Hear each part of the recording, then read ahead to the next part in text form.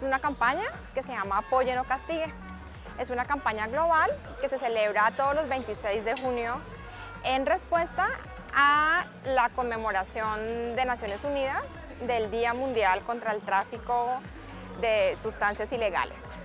Entonces, un poco lo que queremos promover con la campaña es un cambio en las narrativas frente a las políticas de drogas. Entonces, la campaña de la ONU, pues como su nombre lo dice, ¿no? Se enfoca en esto que en nuestro país hemos llamado la guerra contra las drogas. Y lo que queremos es una aproximación al fenómeno del uso de sustancias desde una perspectiva de derechos humanos, ¿no? Donde la seguridad no se ponga por encima de los derechos de las personas usuarias, y por eso decimos apoya, no castigue. Bueno, yo he hecho análisis acerca de procesos de privación de libertad y actualmente hay muchísimas mujeres privadas de la libertad sin sentencia a causa de delitos relacionados con drogas.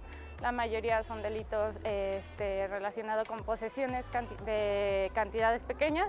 Y más allá como de mujeres, el que haya hombres privados de la libertad por delitos de droga también nos impacta a nosotros. Primero porque no somos seres aislados de la comunidad. La ausencia de alguien nos impacta a todas, a todos y a todes. Y por ejemplo, las mujeres visitan más en centros de reclusión.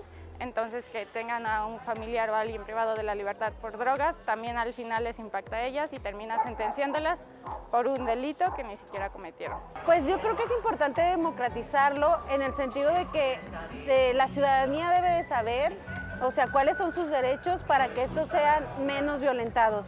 Entonces, eso creo que es una resistencia de manera de nosotros que lo vemos como abogadas, de que la sociedad tenga herramientas jurídicas con los conocimientos básicos.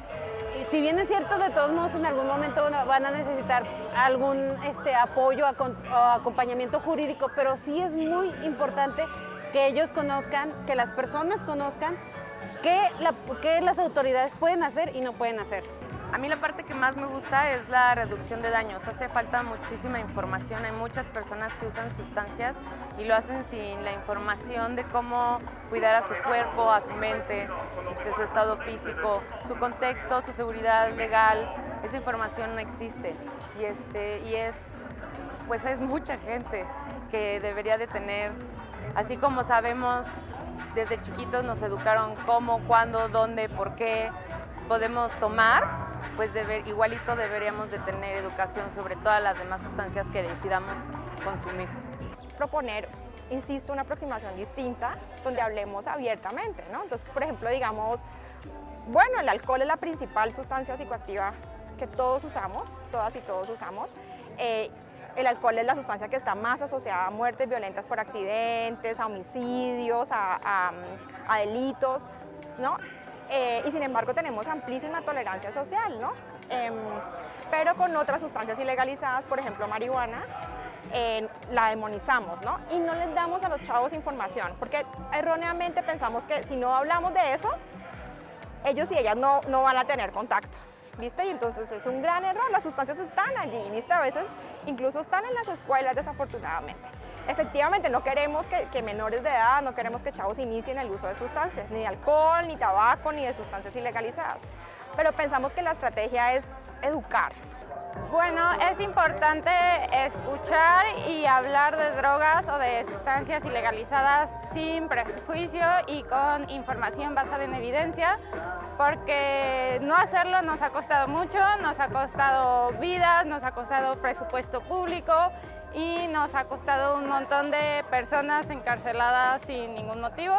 Actualmente en México tenemos una política prohibicionista de drogas que no tiene ningún sustento más que el miedo y el prejuicio, entonces es importante empezar a hablar de espacios y hablar de drogas de manera accesible, porque al final son algo que está ahí y que tenemos que discutir más allá de posturas morales.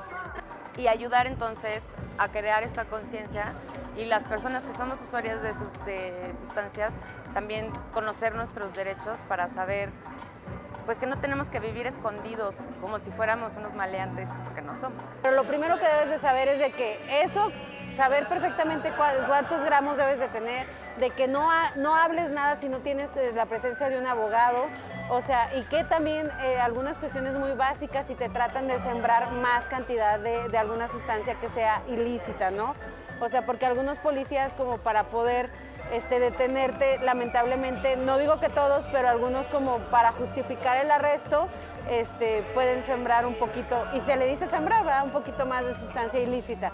Ahí sí es bien importante que, bueno, tomes fotos y se lo mandes como a tu gente conocida, como para si te detienen decir, yo esto era lo que traía, así venía mi mochila o así venía mi bolsa, o sea, como para tomar evidencias exactamente, como para tener más armas para tu abogado o abogada defensora.